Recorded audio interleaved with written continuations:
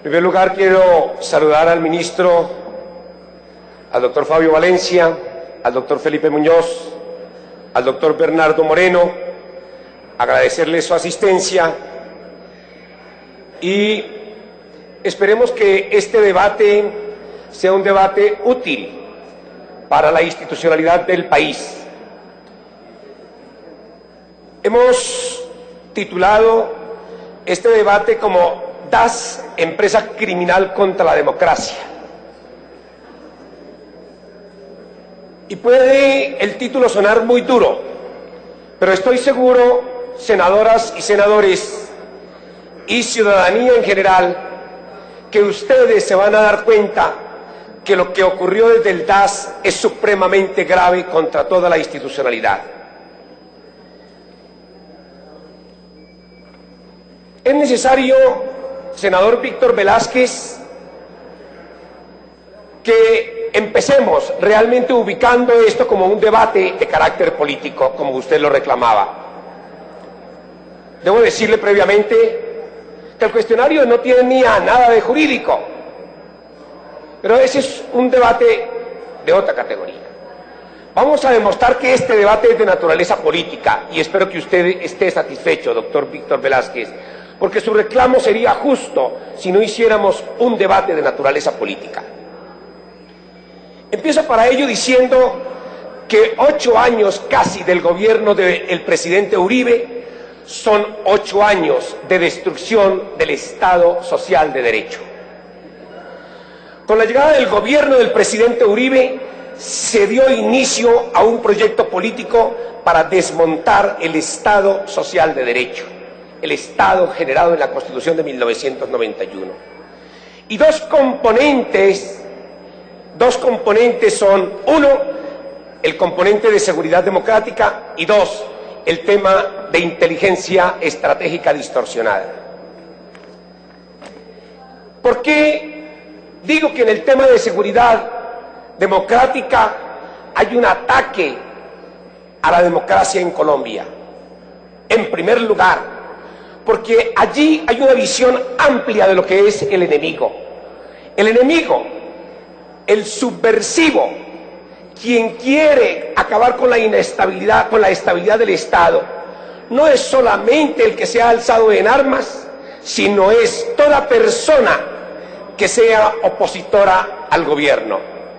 Y ustedes dentro del debate van a encontrar en el presidente de la República, en propias palabras del presidente de la República, esa noción de visión ampliada del enemigo. Hay una ampliación en la seguridad democrática de los instrumentos punitivos, hay una tendencia exagerada a la acción militar, las fronteras internacionales se vuelven porosas, hay una laxitud frente a los instrumentos internacionales, el derecho internacional se vuelve flexible, maleable, es fácil pasar por encima del derecho internacional. Esa seguridad democrática busca la concentración del poder, busca funciones judiciales de las fuerzas militares, violación del principio de distinción, es decir, compromiso en la acción del Estado contra las fuerzas insurgentes de la sociedad civil. Y como aquí quedó evidenciado en muchísimas ocasiones, en muchísimos debates, el gobierno siempre planteó que el fin justifica los medios, la antieticidad del comportamiento del gobierno.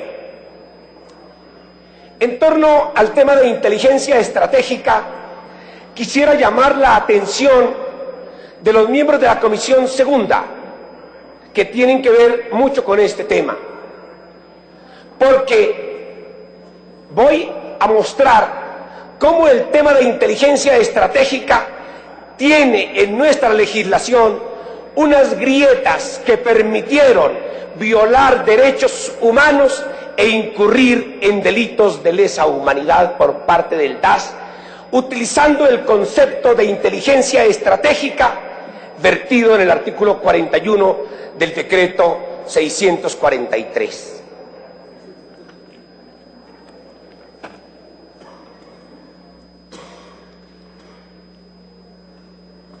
José Miguel Narváez, una persona vinculada con el paramilitarismo, que llegó al DAS con el respaldo pleno del señor presidente de la República, dice en su indagatoria lo siguiente: tuve muy presente el documento oficial de la Presidencia de la República, titulado Política de Defensa y Seguridad Democrática, que en la página 41, numeral 83, dice, comillas, el DAS fortalecerá su capacidad de análisis y producción de inteligencia estratégica. Pero quiero decir a los miembros de la Comisión Segunda y a los miembros de las comisiones primeras constitucionales que estudian el proyecto de ley que ha presentado el gobierno, que este elemento de inteligencia estratégica es supremamente clave. Clave porque es un elemento importantísimo en la defensa del Estado, pero clave también porque ese tema de inteligencia estratégica tiene que ser limitado a la defensa de los derechos humanos, al respeto de los derechos humanos, al respeto de las libertades y de las garantías de los ciudadanos y de las ciudadanas. Voy a mostrar ahora algunas de las estrategias del gobierno del presidente Uribe para destruir el Estado social de derecho.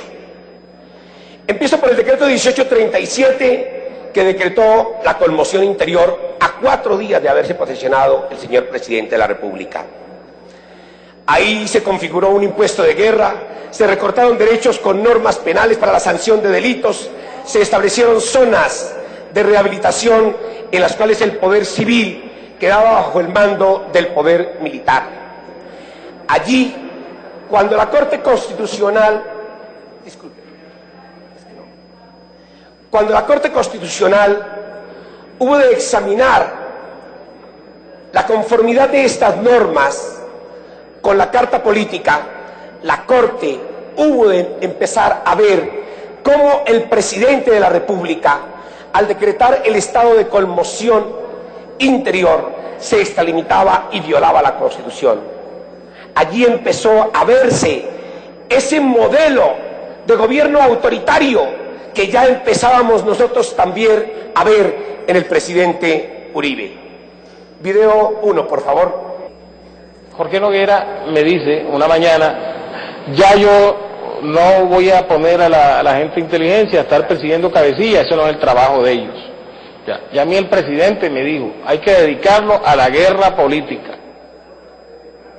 Veamos esto tan delicado y tan grave.